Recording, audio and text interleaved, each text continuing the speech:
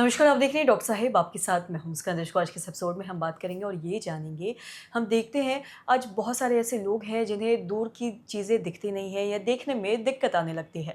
इसे हम मायोपिया भी कहते हैं और हम इसी बारे में तमाम जानकारी लेंगे कि इसके जो लक्षण होते हैं वो क्या होते हैं, कैसे इसका क्या इलाज हो सकता है। इसी बारे में तमाम जानकारी लेने के लिए आज हमारे साथ मौजूद है बिहार के जाने माने नेत्र रोग विशेषज्ञ डॉक्टर सुनील सिंह। सर नमस्कार, बहुत बहुत स्वागत है आपका। धन्यवाद सर मैं आपका। आपसे अगर बात करूँ मायोपिया के बारे में, अगर किसी को दूर की चीज़ें देखने में दिक्कत हो रही है, चाहे बच्चे हो, बूढ़े हो या जवान, किसी को भी, तो ऐसे में मैं आपसे जानना चाहूँगी कि कैसे ये ठीक हो सकता है और साथ ही साथ इसके जो लक्षण हैं वो क्या हो सकते हैं? अगर कोई चश्मा नहीं लगाता है तो इससे और कितनी दिक्कत आ सकती है, इस बारे में बताएँ?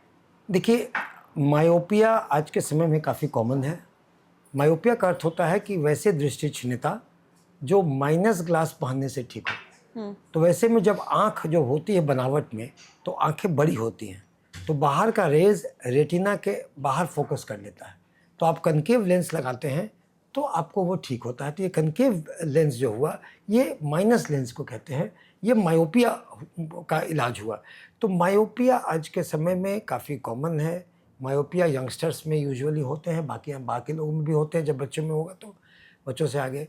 और मायोपिया का जो आजकल के समय में ज़्यादा मायोपिया बच्चों को हो रहा है या माइनस ग्लास की हो रही है, क्योंकि आप देखिए जो जो जो इलेक्ट्रॉनिक गैजेट्स हैं, वो गैजेट से बच्चे उसमें घुसे रहते हैं, वीडियो गेम सब पे घुस जाते हैं। तो उससे उनको ज़्यादा इस बात का होता है कि उनको चश्मे की ज़रूरत पड़ने लगती है बच्चों में।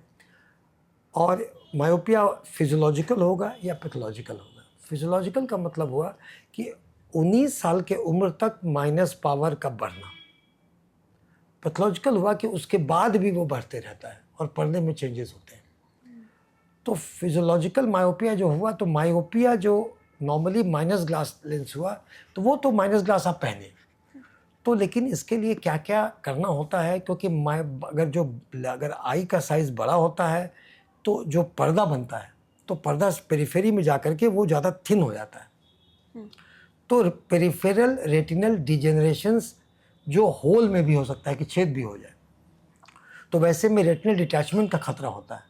इसलिए अगर आप मायोपिक पेशेंट हैं, तो हर 6 महीने साल भर पे जाकर के अपने चश्मे का जांच करा लें और आँखों का पर्दा का जांच करा लें इनडायरेक्ट ऑप्थेल्मोस्कोपी से, ताकि मालूम हो जाएगा कि आपको पेरिफेरल रेटिनल डिजेनरेशंस है कि नहीं, उसमें कोई होल तो नहीं है। अगर होल है, तो उसको लेज़र से आपको सील करना पड़ेगा, क्योंकि नहीं तो आप समझिए कि एक नाव में अगर छेद हो तो नाव डूब सकता है, तो वो रेटिनल डिटैचमेंट भी कर सकता है।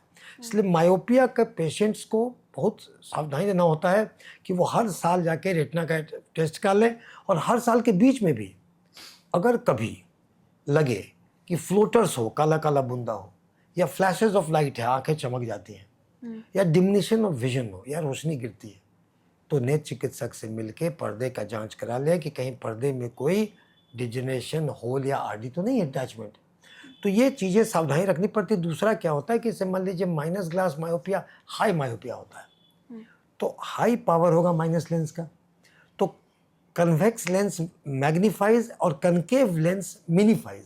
तो इसमें कनकेव लेंस लगता है, तो वो छोटा कर देता है उसको, तो आपका एक आध लाइन का विजुअल एक्यूटी कम हो जाता है। हुँ, तो आप मायोपिया के लिए आप ट्रीटमेंट या तो चश्मे से कर सकते हैं, या कॉन्टैक्ट लेंस से कर सकते हैं, हुँ। या आजकल के समय में लेज़र सर्जरी आया है। लेकिन लेसिक सर्जरी, अगर आपके कॉर्निया का थिकनेस कम है, तो लेसिक सर्जरी संभव नहीं होगा।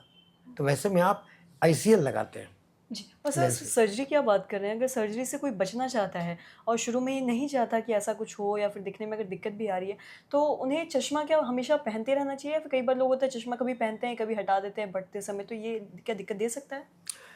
देखिए, लिटिल मायोपिया, छोटे मायोपिया में कभी-कभी आप ना पहने तो अलग बात है, लेकिन हाई मायोपिया में चश्मा पहनना है। हुँ, चश्मा is the best optical correction. उससे अगर दिक्कत होती है तो कॉन्टैक्ट लेंस इस्तेमाल करना है। कॉन्टैक्ट लेंस से अगर नहीं, जो लोग चाहते हैं लेसिक, तो लेसिक करा सकते हैं या आईसीएल करा सकते हैं। लेकिन आपका पर्दा कमज़ोर होता है, ये जानने की बात है। हर साल पर्दे का चेकअप ज़रूरी है। देखना है कि उसके कोई होल्स, डिजेनरेशंस या डिटैचमेंट तो नहीं है, और उसका उचित उपचार करना है। क्योंकि देखिए, आमतौर पर पता चलता नहीं है आदमी को, हुँ, डिटैचमेंट हो जाता है तब मालूम चलता है। तो ऐसे में मायोपिक पेशेंट कोई माइनस ग्लास वाले पेशेंट को बड़ी बात नहीं है, लेकिन उसका आप उचित उपचार करें, कॉन्टैक्ट लेंस से, लेज़र से, आईसीएल से या बेस्ट ऑप्टिकल करेक्शन चश्मे से, ये सब आप करते रहें आपको। लेकिन ये करने के पहले आप ये भी ना भूलें कि उसके जो सावधानियां हैं उसमें बरतें। आप बीच बीच में जांच कराते रहें आपको, ताकि आपका रेटिना दुरुस्त रहे और आपकी आंखें ठीक रहें। जी सर, बहुत बहुत शुक्रिया तमाम जानकारी देने के लिए। तो आशा करते हैं निश्चित आप ये समझ पाए होंगे कि अगर किसी को दूर देखने में दिक्कत आ रही है तो ऐसी स्थिति में क्या करना चाहिए, क्या इसका इलाज लेना चाहिए। डॉक्टर साहब ने जैसा बताया कि अगर शुरुआत में अगर कोई दिक्कत आ रही है तो ऐसे में आपको क्या करना है, और अगर बहुत ज़्यादा दिक्कत आ रही है तो सर्जरी कब कराना है और किस समय कराना है। तो आशा करते हैं जो तमाम जानकारी है आपकी लाभदायक रही है। तो आज के सफर में इतना ही। फिर देखने के लिए आपका धन्यवाद।